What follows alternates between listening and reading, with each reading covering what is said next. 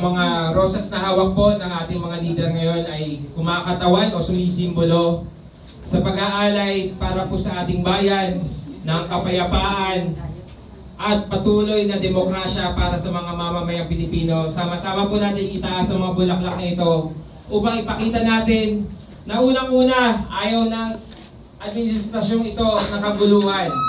Ayaw din ng taong bayan ng kaguluhan at lubos natin sinusuportahan ang administrasyon ni Pangulong Bongbong Marcos at kanyang mga pulisya para sa ikaunlad ng bansang Pilipinas. Kaya isa pa, muli isigaw natin, Demokrasya!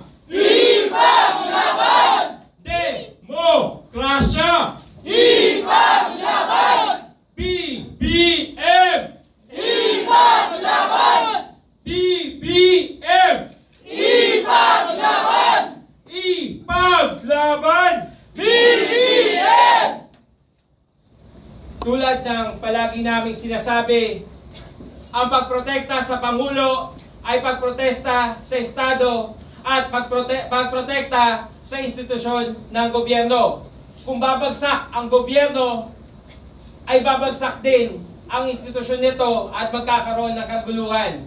Sapagkat sa pader ay ayaw namin ng kaguluhan at kaya namin pinoprotektahan at tumitindig para sa Pangulong BBM! Ipaglaban! Ipaglaban! BBM!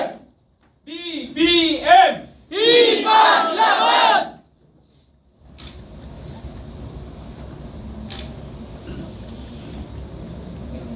At ngayon po ay inaanyayahan po ang bawat leader po